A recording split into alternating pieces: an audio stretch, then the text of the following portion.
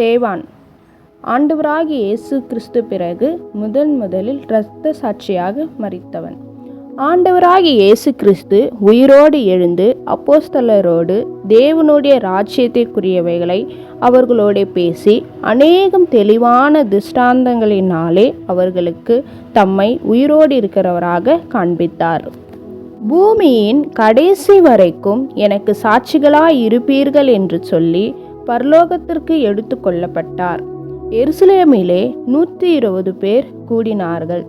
பேதுரு தேவ வசனத்தை பிரசங்கிக்கும் போது 3000 பேர் ஞானஸ்நானம் பரிசுத்த ஆவி பெற்று சேர்த்து கொள்ளப்பட்டார்கள்.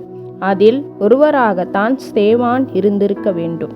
ஸ்தேவானுடைய இரட்சிப்பை குறித்து தெளிவாக வேதாகமத்தில் இல்லை என்றாலும் நற்சாட்சி பெற்றவன் ஸ்தேவான். காட் மினிஸ்ட்ரிஸ் சேனலை லைக், சப்ஸ்கிரைப் செய்து பெல் ஐகானை கிளிக் செய்து கொள்ளுங்கள். அப்போஸ்தலர் 6:5 பந்தி விசாரிக்கும் நற்சாட்சி பெற்ற 7 பேரில் விசுவாசமும் பரிசுத்த ஆவியும் பெற்ற ஸ்தேவான் 7 பேரில் முதலில் தேர்ந்தெடுக்கப்பட்டவன். அதாவது கிரேக்க விதவைகளுக்கு உணவு சரியாக பரிமாறும் வேலை. அந்த வேலை செய்வது மட்டுமல்லாமல் ஸ்தேவான் அப்போஸ்தலர் 6:8 விசுவாசத்தினாலும் வல்லமையினாலும் நிறைந்தவனாய் ஜனங்களுக்குள்ளே பெரிய அற்புதங்களையும் அடையாளங்களையும் செய்தவன். 5 பட்டணத்தாராலும் தேசத்தாராலும் சிலர் ஸ்தேவானோடே தர்க்கம் பண்ணும்போது ஸ்தேவானுடைய ஞானத்தையும் ஆவியையும் எதிர்த்து நிற்க அவர்களால் முடியவில்லை. இயேசு கிறிஸ்துவை போலவே ஸ்தேவானையும் தேவதூஷணம் பேச கேட்டோம் என்று சொல்லி ஜனங்களையும் மூப்பரையும் வேத பாரகரையும் எழுப்பிவிட்டு ஆலோசனை சங்கத்தாரிடத்தில் இழுத்து கொண்டு போய் ஸ்தேவானை விட்டுவிட்டது மட்டுமல்லாமல் சில பொய் சாட்சிகளையும் ஏற்படுத்தி வேத பிரமாணத்திற்கு விரோதமாக தூஷண வார்த்தைகளை ஓயாமல் பேசுகிறான் என்று குற்றம் சாட்டினார்கள். ஆலோசனை சங்கத்தாரர்கள் ஸ்தேவானை பார்க்கும்போது தேவதூதன் முகம் போல் இருக்க கண்டார்கள்.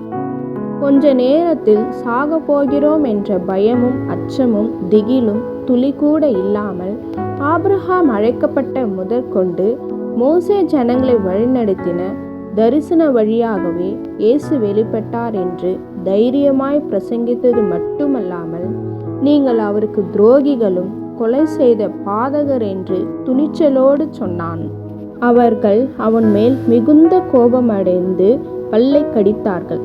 அப்பொழுது ஸ்தேவான் வானம் திறந்திருக்கிறதையும் மனுஷகுமாரன் தேவனுடைய வலது பாரிசத்தில் நிற்கிறதையும் காண்கிறேன் என்று சொன்னவுடனே தங்களின் காதுகளை அடைத்து கொண்டு நகரத்தின் புறம்பே தள்ளி கர்த்தராகிய இயேசுவே என் ஆவியை ஏற்றுக்கொள்ளும் என்று சொல்லும் போதே கல்லெறிந்தார்கள்.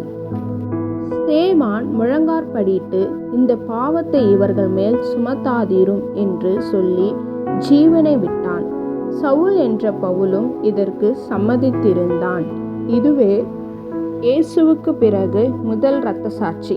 ஸ்தேவானை போலவே நாமும் நற்சாட்சி, விசுவாசம், பரிசுத்த ஆவி, ஞானம், வல்லமை பெற்றுக்கொண்டு இயேசுவுக்காக உயிரையும் கொடுக்க துணிச்சலோடு செயல்படுவோம்.